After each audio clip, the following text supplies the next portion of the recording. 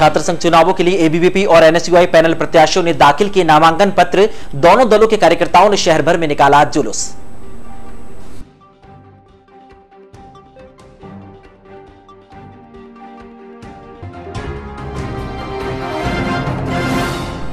रामदेवरा पैदल यात्रियों के लिए संदेड़ा रोड पर शुरू हुआ खम्मा खम्मा भंडारा। राजगढ़ भैरव धाम के मुख्य उपासक चंपालाल महाराज ने किया स्वागत।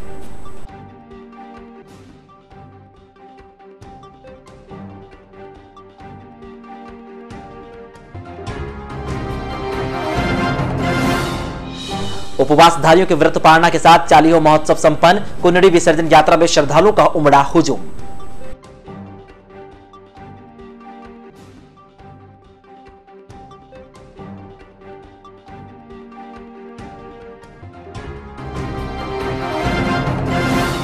और विभिन्न स्कूलों संस्थाओं में मनाया गया रक्षाबंधन पर्व। बच्चों ने एक दूसरे के हाथ पर रक्षा सूत्र बांधकर रक्षा का लिया संकल्प।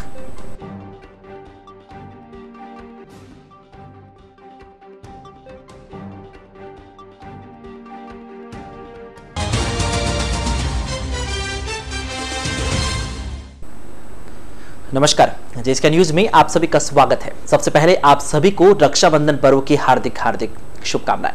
खबरों की ओर बढ़ते हैं। राजकीय सनातन धर्म महाविद्यालय में 31 अगस्त को होने वाले छात्र संघ चुनावों के लिए शनिवार को नामांकन पत्र दाखिल किए गए। इस दौरान अखिल भारतीय विद्यार्थी परिषद और एनएसयूआई प्रत्याशियों ने अपने अपने समर्थकों के साथ नामांकन पत्र दाखिल किए। नामांकन दाखिल करने के दौरान एसडी कॉलेज में बड़ी संख्या में छात्रों का जमावड़ा रहा। उधर महाविद्यालय में शांति व्यवस्था बनाए रखने और कानून की पालना के मद्देनजर पुलिस प्रशासन की ओर से सुरक्षा के व्यापक बंदोबस्त भी किए गए। महाविद्यालय परिसर में पुलिस कर्मियों को तैनात किया गया। शनिवार सुबह 10 बजे से शुरू हुई नामांकन प्रक्रिया दोपहर 3 बजे तक जारी रही। इस दौरान महाविद्यालय पहुंचे एबीवीपी पैनल प्रत्याशी अध्यक्ष पद के लिए अर्चित कुमट, उपाध्यक्ष पद पर मुकेश कुमार नायक, महासचिव पद पर भूपेश कुमार गंगवानी और संयुक्त सचिव पद पर ईश्वर सिंह ने अपने अपने नामांकन पत्र दाखिल किए। इस दौरान अखिल भारतीय विद्यार्थी परिषद के आदर्श बाबेल और दुष्यंत सिंह ने चारों प्रत्याशियों का अनुमोदन किया। इसके बाद एबीवीपी के कार्यकर्ताओं ने पैनल प्रत्याशियों के साथ शहर के मेवाड़ी गेट बाहर स्थित गुर्जरगौड़ छात्रावास से एक जुलूस निकाला। यहां से शुरू हुआ जुलूस मेवाड़ी गेट, सोनाराम चौपर, भीरू जी का खेजड़ा, भारत माता सर्किल, अजमेरी गेट, भगत चौराहा, नगर परिषद, सिटी सिनेमा मार्ग, चांगेट होते हुए एसडी कॉलेज पहुंचा। इस दौरान कार्यकर्ता और पदाधिकारी एबीवीपी जिंदाबाद के नारे लगाते हुए चल रहे थे। जुलूस के दौरान बड़ी संख्या में एबीवीपी पदाधिकारी और कार्यकर्ता शामिल थे। इसी प्रकार भारतीय राष्ट्रीय छात्र संगठन पैनल के प्रत्याशी भी संगठन पदाधिकारियों और समर्थकों के साथ एसडी कॉलेज पहुंचे। एसडी कॉलेज पहुंचने के बाद पैनल के प्रत्याशी अध्यक्ष पद के लिए राकेश शर्मा, उपाध्यक्ष पद के लिए मनीष कुमार, महासचिव पद के लिए अर्जुन डूडी और संयुक्त सचिव पद के लिए कंचन कबर ने अपने नामांकन पत्र दाखिल किए। नामांकन पत्र दाखिल करने के दौरान हरेंद्र सांगवा और राजूराम देवासी उपस्थित रहे। इसके बाद भारतीय राष्ट्रीय छात्र संगठन के पदाधिकारियों और कार्यकर्ताओं ने नगर परिषद के सामने स्थित लॉयंस गार्डन में सभा के पश्चात जुलूस निकाला, जो कि नगर परिषद मार्ग, सिटी सिनेमा, चांगेट, जय मंदिर सिनेमा होते हुए एसडी कॉलेज पहुंचकर संपन्न हुआ। इस दौरान कार्यकर्ता एनएसयूआई जिंदाबाद के नारे लगाते हुए चल रहे थे। जुलूस के दौरान बड़ी संख्या में एनएसयूआई पदाधिकारी और कार्यकर्ता शामिल थे। उधर वर्धमान कन्या महाविद्यालय में भी छात्र संघ चुनाव की रंगत शुरू हो गई है। चुनाव अधिकारी दीप्ति माहेश्वरी ने बताया कि छात्र संघ पदाधिकारियों में अध्यक्षा, उपाध्यक्ष, महासचिव और संयुक्त सचिव पद के लिए एक नामांकन पत्र प्राप्त हुए हैं और 17 ग्रुप के कक्षा प्रतिनिधियों में से 13 ग्रुप के 20 नामांकन पत्र प्राप्त हुए हैं। सभी का चुनाव 31 अगस्त को करवाया जाएगा। नंदनगर स्थित झूलेलाल मंदिर में विगत 40 दिनों से चल रहा चालीहो महोत्सव के दौरान शनिवार को कुनड़ी विसर्जन यात्रा निकाली गई। नंदनगर स्थित झूलेलाल मंदिर से निकाली गई कुनड़ी विसर्जन यात्रा में बड़ी संख्या में उपवासधारियों ने सिर पर कलश धारण कर भाग लिया। यात्रा में शामिल युवक युवतियां ढोल की धुन पर नृत्य करती हुई चल रही थी। साथ ही ढोल की थाप पर पंजड़े और गीत भी गाए जा रहे थे। मंदिर परिसर से प्रारंभ हुई कुनड़ी यात्रा चांगचिता रोड, चांगेट, पाली बाजार होते हुए सुभाष उद्यान पहुंची, जहां पर विधि विधान से कुनड़ी विसर्जित की गई। इस मौके पर उपस्थित श्रद्धालुओं ने झूलेलाल के जयकारों से वातावरण को गुंजायमान किया। शाम को मंदिर परिसर में उपवासधारियों का उपवास खोलने के साथ ही चालीहो महोत्सव का समापन किया गया। कुनड़ी विसर्जन यात्रा में हरीश मलकानी, दीपक तेजवानी, विजय गुलाबानी, मुकेश गुसानी, तरुण उत्तम चंदानी, ठाकुरदास पंजाबी, राम बिशन दासानी, दीपा बिशन दासानी, वंशिका, सोनिया, नेहा, प्राची, योगिता, दिव्या, प्रदीप फुलवानी सहित सिंधी समाज के अनेक गणमान्य लोग मौजूद रहे। विनोदनगर स्थित संजय स्पेशल स्कूल में शनिवार को रक्षाबंधन और शाला गणवेश वितरण कार्यक्रम हर्षोल्लास के साथ मनाया गया। कार्यक्रम के दौरान स्कूल के विशेष बच्चों ने उमंग के साथ भाग लिया। विद्यालय परिसर में आयोजित रक्षाबंधन कार्यक्रम में बच्चों ने अपने हाथों से तैयार की गई राखियां अतिथियों के कलाई पर बांधी। इस मौके पर बच्चों की ओर से आकर्षक सांस्कृतिक कार्यक्रम भी प्रस्तुत किया गया। कार्यक्रम को संबोधित करते हुए अतिथियों ने बच्चों के कार्यकलापों की सराहना करते हुए उन्हें रक्षाबंधन पर्व की शुभकामनाएं दी। इसके पश्चात बच्चों ने एक दूसरे के रक्षा सूत्र बांधते हुए मिठाई खिलाई। रक्षाबंधन कार्यक्रम में ब्लॉक कांग्रेस अध्यक्ष अजय शर्मा, नेता प्रतिपक्ष दलपत राज मेवाड़ा, नौरत पवार, दिनेश आहूजा, नेमीचंद शर्मा, राजू सेठिया, सुनील जूनवाल, राजकुमार बंसल, नरेंद्र बोहरा, गौतम राका, विमल चंद राका और उत्तम गर्ग आदि मौजूद रहे। कार्यक्रम का संचालन राजेंद्र सांगेला ने किया। कुछ अतिथियों के कार्यक्रम में नहीं पहुंचने पर बच्चों ने विद्यालय से जुड़े सदस्यों के कार्यालयों और निवास स्थान पर जाकर रक्षा सूत्र बांधा और रक्षाबंधन की शुभकामनाएं दी। शहर की बाल मंदिर, नर्सरी और उच्च माध्यमिक विद्यालय की एक बालिका का चयन पद्माक्षी पुरस्कार के लिए किया गया है। प्रधानाचार्य अजय रानी माहेश्वरी ने बताया कि छात्रा निकिता यादव पुत्री सुरेश यादव ने 8वीं बोर्ड में ओबीसी वर्ग में पूरे जिले में सर्वोच्च अंक प्राप्त किए हैं, जिसके कारण निकिता का चयन पद्माक्षी पुरस्कार के लिए किया गया है। इस मौके पर समस्त स्टाफ सदस्यों और समिति पदाधिकारियों ने निकिता यादव को शुभकामनाएं देकर उज्जवल भविष्य की कामनाएं की है। ब्रह्मकुमारी प्रजापति ईश्वरीय विश्वविद्यालय केंद्र दयानगर ब्यावर की बहनों ने शनिवार को पुलिसकर्मियों को रक्षा सूत्र बांधे। सिटी थाने पहुंची बहनों ने सिटी थानाधिकारी रविंद्र प्रताप दारा और अन्य पुलिसकर्मियों को रक्षा सूत्र बांधे और मिठाई खिलाते हुए उनका मुंह मीठा करवाया। इस दौरान बहनों ने थानाधिकारी दारा को ब्रह्मकुमारी प्रजापति ईश्वरीय विश्वविद्यालय केंद्र का ज्ञानम पत्र भी दिया। रक्षा सूत्र बांधने वालों में संचिता बैन, जया बैन, नेहा बैन, मंजू बैन और बीके विकास सहित कई अन्य भी मौजूद रहे।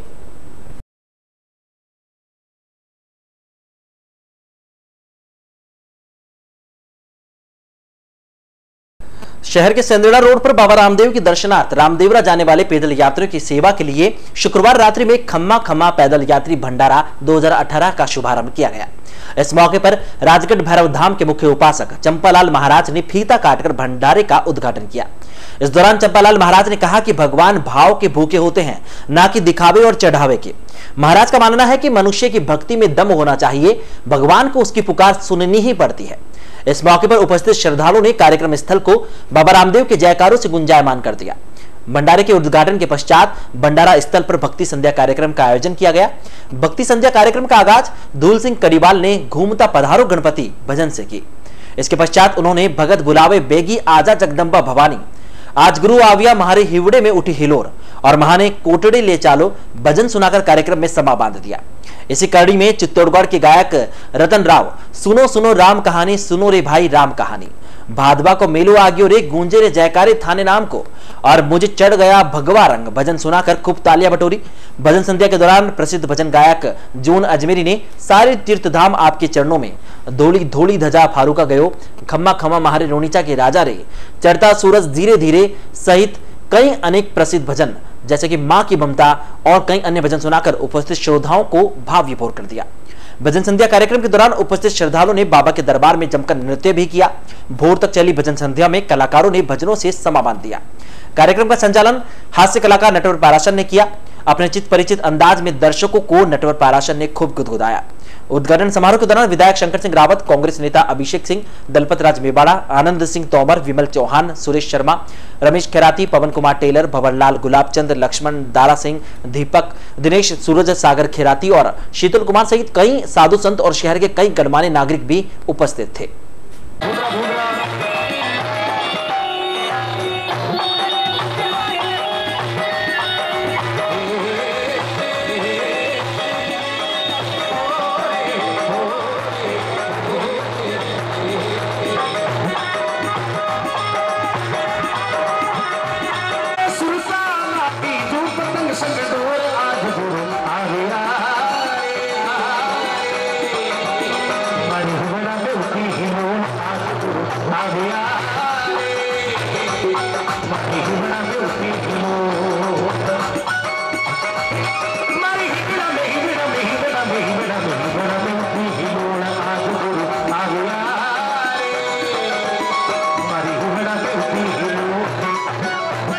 तो मिलसी हर जिंदगानी में, मत सोच दर्द की दर्द तो मिलसी हर जिंदगानी में।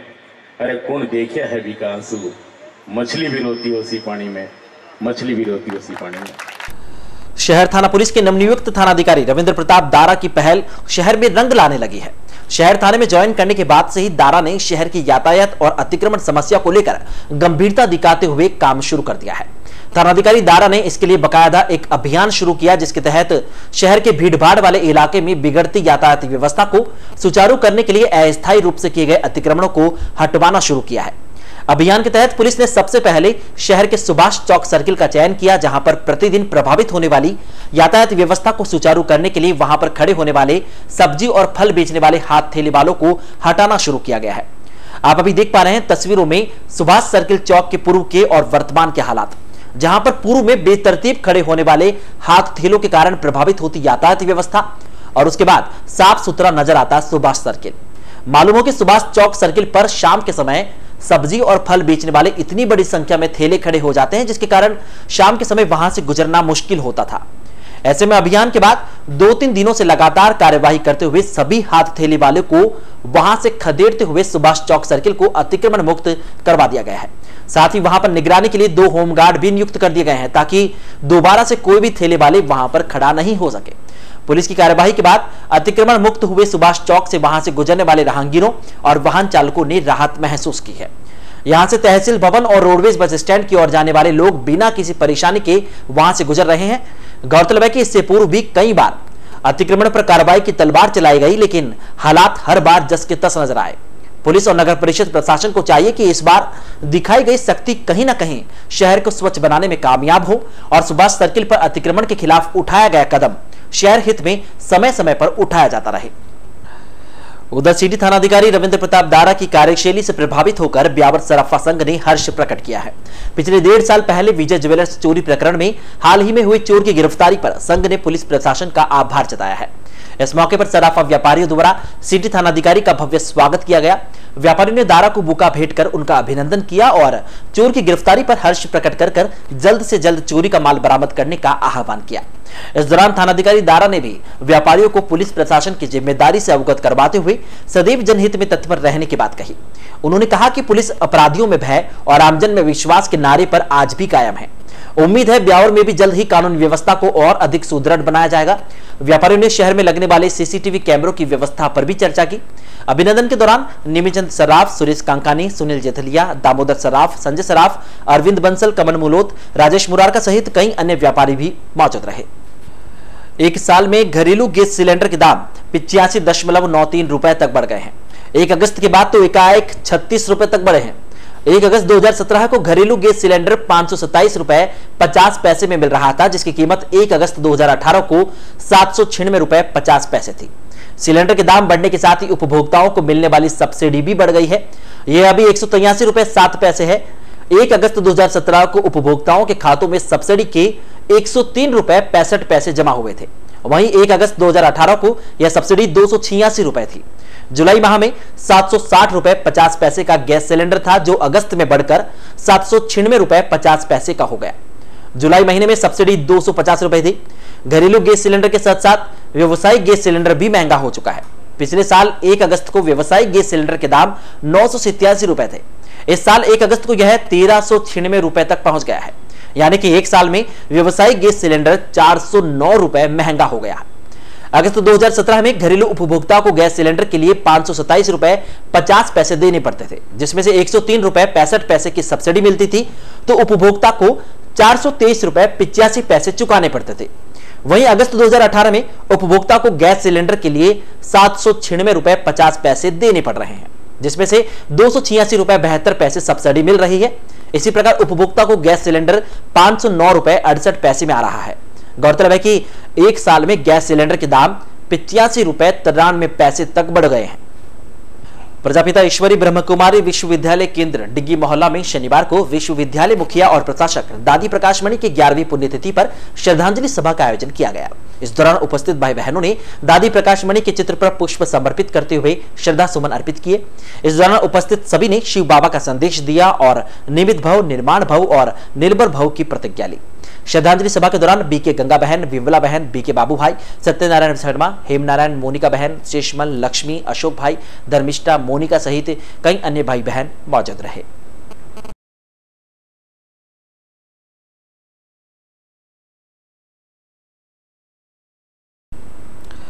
आज की आधुनिक दुनिया में वैज्ञानिक कई प्रकार की नई नई खोज कर रहे हैं, लेकिन कैंसर जैसी गंभीर बीमारियों का सफल इलाज नहीं मिल पा रहा है। सफल इलाज के अभाव में आज पूरी दुनिया के लाखों लोग कैंसर के शिकार होकर मौत का अकाल ग्रास बन रहे हैं। हालांकि आयुर्वेद में सभी प्रकार की बीमारियों के उपचार की बात कही गई है, लेकिन जानकारी के अभाव में लोगों को इसका फायदा नहीं मिल पा रहा। बाजार में आजकल एक ऐसी सब्जी आ रही है जिसे दुनिया की सबसे ताकतवर सब्जी माना जाता है। इस सब्जी के उपयोग और सेवन से कैंसर जैसी गंभीर बीमारी खत्म हो जाती है। साधारण से दिखने वाली इस सब्जी का नाम है देशी करेला। इसे कंटोला और कंकेड़ा भी कहा जाता है। बरसात के दिनों में खेत की बाढ़ पर बेल पर लगने वाला यह कंटोला एक औषधि भी है। इसके सेवन से शरीर फौलाद जैसा ताकतवर बन जाता है।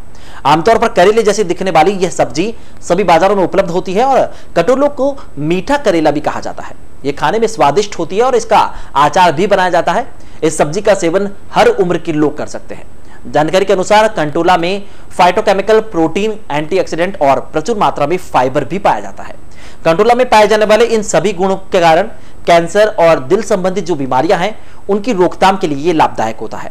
इसका उपयोग वजन कम करने के लिए भी किया जाता है। कैंसर पीड़ित रोगी यदि इस सब्जी का सेवन चिकित्सक की सलाह अनुसार करेंगे तो रोग की गंभीर समस्या से निजात मिल सकती है।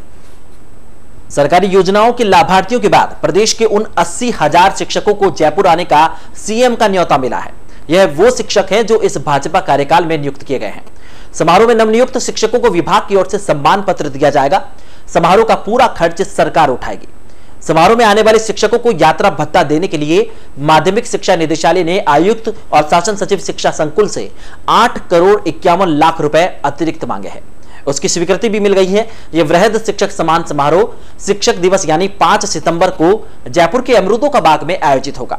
कहने को तो यह शिक्षक दिवस पर शिक्षकों का सम्मान कहा जा रहा है, मगर उन शिक्षकों को ही बुलाया गया है जिनको भाजपा सरकार के 4.5 साल में नियुक्ति मिली है। इस बारे में बकायदा सरकार ने आदेश जारी भी किया है। इसके तहत इन सभी शिक्षकों के परिचय पत्र बनाए जा रहे हैं। प्रदेश के सभी अधिकारियों को इस संबंध में आदेश दे दिए गए हैं। इस कारण जिला स्तर पर शिक्षा अधिकारियों की ओर से सरकार के इस कार्यकाल में नियुक्ति हुए शिक्षकों के परिचय पत्र बनाने शुरू कर दिए गए हैं। इस कार्यकाल में तृतीय श्रेणी शिक्षक, वरिष्ठ अध्यापक, शारीरिक शिक्षक, प्रयोगशाला सहायकों को अनिवार्य बुलाया गया है। इसके लिए सरकार यात्रा भत्ता भी अदा करेगी। जयपुर पहुंचने वाले प्रत्येक शिक्षक को 1700 रुपए यात्रा भत्ता दिया जाएगा। सम्मान समारोह राज्य में माध्यमिक शिक्षा के नवनियुक्त 42,000 शिक्षकों को आमंत्रित किया जाएगा। इसमें से 27,000 शिक्षकों के समारोह में पहुंचने की संभावना है। इसी तरह प्रारंभिक शिक्षा में 38,000 नवनियुक्त शिक्षकों में से 23,000 शिक्षकों के आने की संभावना है। उधर सरकारी खर्च की बात करें तो विभाग की योजनाओं में योजना के लाभार्थी विद्यार्थियों को भी सीएम का फोटो लगे बधाई पत्र बांटने की जो तैयारी की जा रही है वो जोरों से है। इसके तहत 5 साल में साइकिल वितरण से लाभान्वित विद्यार्थियों, लैपटॉप और स्कूटी योजना के लाभार्थियों सहित प्रदेश के 20 लाख विद्यार्थियों को मुख्यमंत्री का फोटो लगा बधाई पत्र बांटे जाएंगे, जिनकी छपाई पर निदेशालय के 40 लाख रुपए खर्च किए गए हैं। राज्य भर के जिला शिक्षा अधिकारी जयपुर जाकर उप निदेशक से बधाई पत्र लाकर स्कूलों में 27 सितंबर को विद्यार्थियों को बांटेंगे। मालूम हो कि राज्य की भाजपा सरकार चुनाव निकट होने के कारण हर प्रकार के मौके भुनाने की तैयारी कर रही है। सरकार शिक्षक सम्मान के नाम पर विभिन्न प्रकार की मांगों को लेकर नाराज चल रहे शिक्षकों को मनाने की जुगत में लगी है, ताकि चुनाव के दौरान सरकार को इसका फायदा मिल सके। इसलिए जयपुर से भले ही कोई शिक्षक 50 किलोमीटर की दूरी पर हो या फिर 500 किलोमीटर की दूरी पर, लेकिन जयपुर पहुंचने के लिए सभी को एक समान यानी 1,700 रुपए यात्रा भत्ता दिया जाएगा। इस हिसाब से करीब 8 करोड़ 51 लाख रुपए का भुगतान सरकार को करना होगा। स्थानीय रामद्वारा में आयोजित प्रवचनों के दौरान संत डॉक्टर रामस्वरूप शास्त्री ने भगवान कृष्ण की बाल लीलाओं का वर्णन किया। संत ने बताया कि प्रभु की लीलाओं में इतना माधुर्य रस है कि बार बार सुनने पर भी भक्तों का जी नहीं भरता। उन्होंने कहा कि भगवान के साथ प्रेम रखना चाहिए, क्योंकि प्रेम से ही प्रभु बंधन में बांधे जा सकते हैं। संत ने बताया कि भगवान ने अब तक जितने भी 24 अवतार लिए हैं उसमें से अधिकतर अवतार भारत की उत्तरी भारत की भूमि पर किए गए हैं।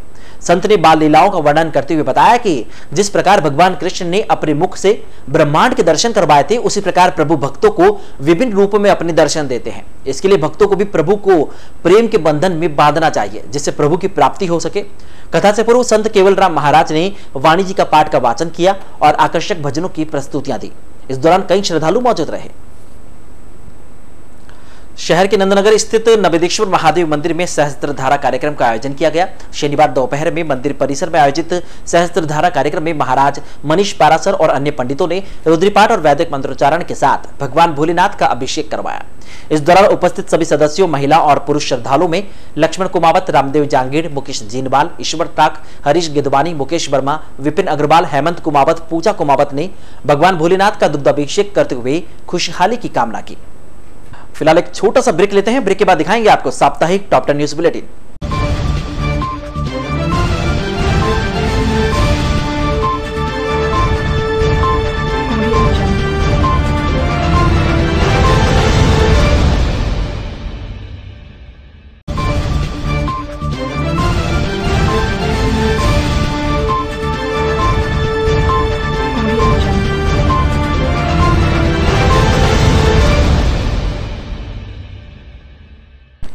ब्रेक के बाद एक बार पुनः आप सभी का स्वागत है। आइए देखते हैं वो खबरें जो इस सप्ताह सुर्खियों में रही।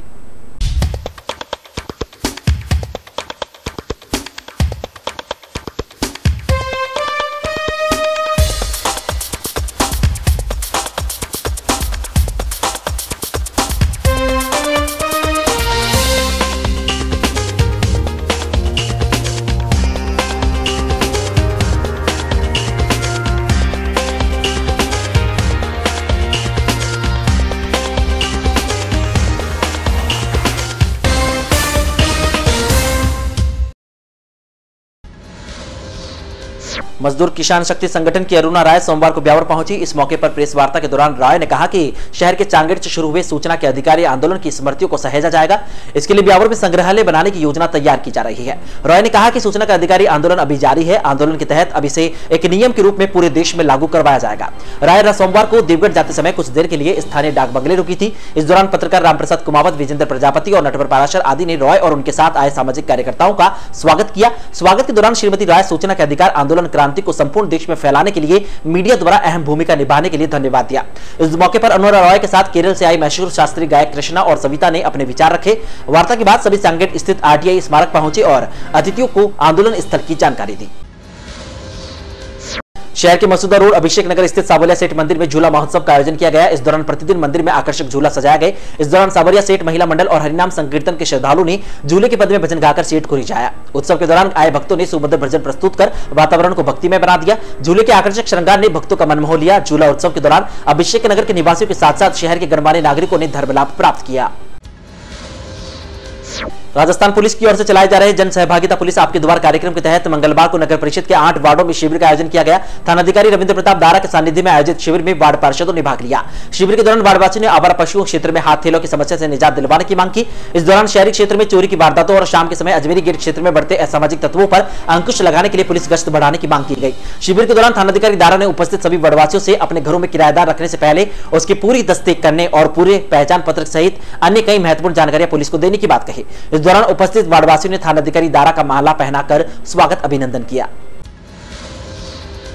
शहर में बुधवार को ईद उल जुहा का त्योहार धूमधाम से मनाया गया। इस अवसर पर शहर के मुस्लिम बाहुल्य क्षेत्रों में उत्साह नजर आया। बुधवार सुबह तय समय के अनुसार मुस्लिम समुदाय ने शहर की प्रमुख ईदगाहों में विशेष नमाज अदा की और खुदा की इबादत करके समाज में खुशहाली और देश के अमन चैन की दुआ मांगी।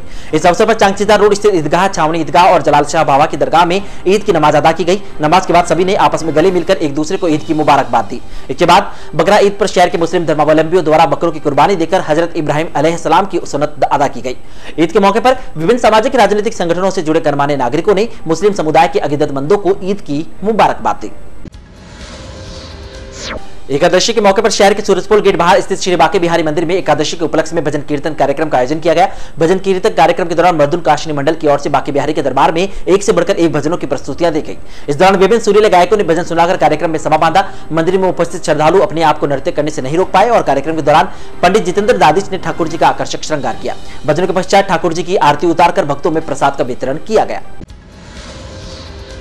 शहर के विनोद नगर स्थित मुक्ता बिश्री भवन में बुधवार को जैन महिलाओं की ओर से एक प्रदर्शनी लगाई गई। उपस्थित अतिथियों ने प्रदर्शनी का अवलोकन करते हुए जैन महिलाओं के इस प्रयास की सराहना की। प्रदर्शनी में अलग अलग महिलाओं की ओर से घरेलू आइटम, ज्वेलरी, साड़ियां और राखियों की स्टॉलें लगाई गई। इस मौके पर आयोजनकर्ताओं ने कहा कि प्रदर्शनी के माध्यम से महिलाओं को अपना हुनर दिखाने का मौका मिलता है। इससे महिलाओं में नेतृत्व क्षमता का विकास भी होता है। एसीबी की ओर से ब्यावर नगर परिषद सभापति बबीता चौहान को 2.25 लाख रुपए रिश्वत लेते हुए रंगे हाथों पकड़े जाने के बाद गुरुवार को एसीबी की जांच टीम ब्यावर पहुंची। डिप्टी सीपी शर्मा के नेतृत्व में ब्यावर पहुंची टीम ने आयुक्त कक्ष में बैठकर प्रकरण की जांच शुरू की। टीम ने पहले परिषद में आयुक्त सुखराम खोखर से इस बात की जानकारी ली कि परिषद की फाइलें किस आधार पर सभापति ने अपने घर पर मंगवा रखी थी। जानकारी मिली कि शहर के जमीनी कारोबार गुरबचन सिंह छाबड़ा की ओर से पूर्व सभापति के खिलाफ दिए गए प्रकरण की जांच को लेकर गुरुवार को एसीबी के अधिकारियों ने जांच की है। मालूम हो कि डॉक्टर राजीव जैन की ओर से भू उपयोग परिवर्तन के एवज में सभापति बबीता चौहान द्वारा रिश्वत मांगने की शिकायत एसीबी अजमेर में दी गई थी। एसीबी की ओर से शिकायत का सत्यापन होने के बाद एसीबी की टीम ने 8 अगस्त को ब्यावर में रेड करते हुए सभापति बबीता चौहान, पति नरेंद्र चौहान और एक अन्य रिश्तेदार शिव प्रसाद को 2.25 लाख रुपए की रिश्वत लेते हुए ट्रैप किया था। गुरुवार को ब्यावर पहुंचे डिप्टी सीपी शर्मा ने आयुक्त कक्ष में बैठकर नगर परिषद की नियमन और पंजीकरण शाखा के कर्मचारियों से अलग अलग पूछताछ करते हुए उनके बयान दर्ज किए। पूछताछ के दौरान शर्मा ने फाइलें पेंडिंग होने के कारण सहित अन्य प्रकार की पूछताछ भी की। इस दौरान एटीपी नियमन शाखा और पंजीकरण शाखा के कर्मचारियों को बारी बारी से बुलाकर संबंधित फाइलों का सत्यापन करवाने के बाद कर्मचारियों के बयान दर्ज किए गए। टीम में शामिल अधिकारी उप पंजीयक कार्यालय भी पहुंचे और उन्होंने सभापति के घर से मिले दस्तावेजों से संबंधित जानकारी ली। मामले में कोर्ट न्यायाधीश ने अगली तारीख पेशी 5 सितंबर तय की है। ब्यावर उपखंड में भाई बहन के अमर प्रेम के पर्व रक्षाबंधन का उल्लास छाया रहा। शहर के पाली बाजार स्थित अन्य बाजारों में हर तरफ राखियां ही राखियां नजर आई। रंग बिरंगी राखी की दुकानों पर महिलाओं की अच्छी खासी भीड़ भी देखी गई। अन्य सालों के मुकाबले इस बार शहर के बाजारों में राखी की ज्यादा दुकानें लगी हुई थी। इस बार सामान्य दुकानदारों ने भी अपनी दुकानों के आगे तख्ते लगाकर राखियां सजाई। जैसे जैसे त्योहार नजदीक गया वैसे वैसे राखियों की दुकानों पर महिलाओं की भीड़ देखी गई। राखियों की दुकानों पर फैंसी राखियां, चाइनीज राखियां, देवताओं की राखियां, सादा राखियां, चांदी की राखियां, कई अन्य प्रकार की राखियां देखी गई। शहरी और ग्रामीण क्षेत्रों में अनेक परिवार जो ऋषि पंचमी और गुगा नवमी तक रक्षाबंधन पर्व मनाते हैं, उन्होंने धूमधाम से रक्षाबंधन पर्व मनाया। लायंस क्लब ब्यावर यूनिक की ओर से केरल से आई बाढ़ से प्रभावित लोगों की सहायतार्थ एकत्रित की गई राशि का चेक शुक्रवार को प्रांतपाल डॉक्टर डीएस चौधरी को सौंपा गया। इसके लिए सेंद्रा रोड स्थित कृष्ण ईट उद्योग पर आयोजित एक समारोह में क्लब सदस्यों ने सदस्यों के सहयोग से एकत्रित की गई 1,71,000 रुपए की राशि का चेक प्रांतपाल चौधरी को सौंपा। उक्त राशि केरल में बाढ़ से प्रभावित लोगों को विस्थापित करने के उपयोग में ली जाएगी। क्लब अध्यक्ष के अनुसार लायंस क्लब की सेवा भावना के अनुरूप जाति पाति वर्ग के भेद से ऊपर उठकर केरल में मानवता पर आई विपदा की भीषणता को समझते हुए क्लब सदस्यों ने सहयोग राशि एकत्रित की है। एसडी कॉलेज में छात्र संघ चुनावों के तहत मतदाता सूची के प्रकाशन के बाद महाविद्यालय में नवप्रवेशी विद्यार्थियों के आईडी कार्ड बनाए गए। शुक्रवार को मतदाता सूचियों पर आपत्ति दर्ज की गई थी। एसडी कॉलेज प्राचार्य डॉक्टर पीआर नेपाल ने बताया कि महाविद्यालय में छात्र संघ चुनावों की तैयारियां पूर्ण कर ली गई है। उन्होंने बताया कि महाविद्यालय में 3,983 मतदाता मत का प्रयोग करेंगे। उन्होंने बताया कि कॉलेज में कुल 108 मतदान ग्रुप है, जिसके आधार पर कुल 108 सीआर चुने जाएंगे। 31 अगस्त को होने वाले चुनाव की मतगणना 11 सितंबर को की जाएगी।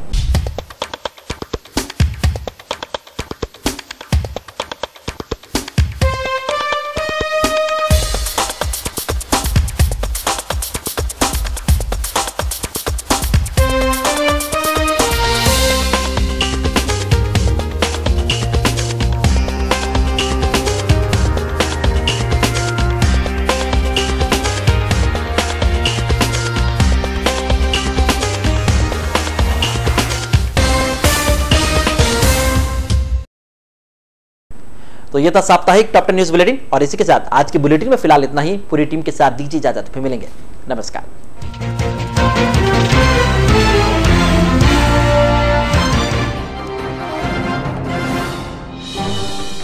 छात्र संघ चुनावों के लिए एबीवीपी और एनएसयूआई पैनल प्रत्याशियों ने दाखिल किए नामांकन पत्र। दोनों दलों के कार्यकर्ताओं ने शहर भर में निकाला जुलूस।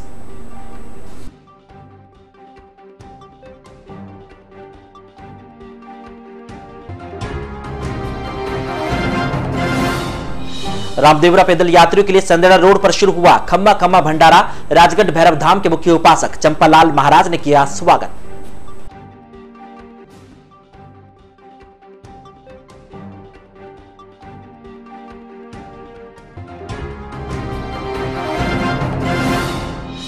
उपवासधारियों के व्रत पालना के साथ चालीहो महोत्सव संपन्न। कुंडड़ी विसर्जन यात्रा में श्रद्धालुओं का उमड़ा हुजूम।